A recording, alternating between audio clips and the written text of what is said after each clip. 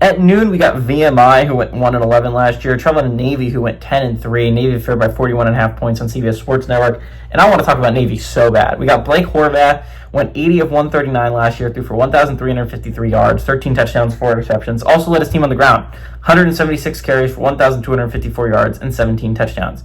And also, Eli Heidenreich had 39 catches for 671 yards and 6 touchdowns. They bring back Heidenreich and they bring back Horvath, and that's massive to me.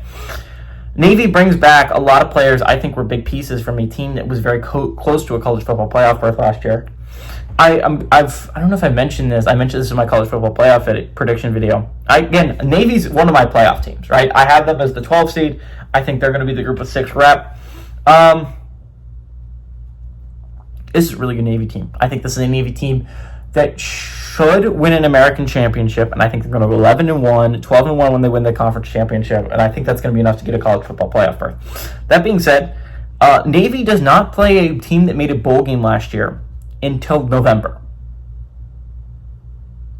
That's insane. That is how easy Navy's schedule is laid out before them. They're asking them to start 8-0 or 9-0, right? They're just giving that to them. And that's why I'm so excited about Navy. If you can find a way, and I understand it's going to end the year rough. You got Tulane, I think you got Memphis on that schedule too, and you have Notre Dame. I think that is the 3 games you end the year with. Again, I don't really count Army because, again, the playoffs picked before you play that Army game. So it literally does not matter to the college football playoffs whether you win or lose against Army. What matters is how you do on that schedule. And I think, honestly, for Navy, I think they can win that schedule. I think this is a schedule that is laid out in front of the midshipmen to make a playoff run, and they bring back so much talent from last year. A team that was so good last year that beat Army in the Army-Navy game, right? They only lost 3 games, and yes, 3 of them were in the regular season. They went like 8-3 in the regular season. I always forget that they only play 11 games for some reason. But they won their bowl game, which honestly was a cakewalk. They beat Army in that game that they have every year. But this was a Navy team that, until they played Notre Dame, absolutely looked like a team that could make it to the college football playoff.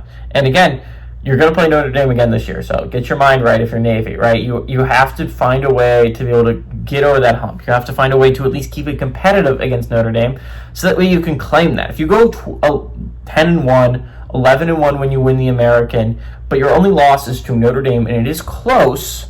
Again, that's what Boise State was able to claim last year. Is yes, we lost to Oregon, but it was a close game. Then I think that's going to be enough to raise you to that next level, enough to get you into the college football playoff. Again, Navy is my pick for that 12 seed. I like Navy to go to the college football playoff this year.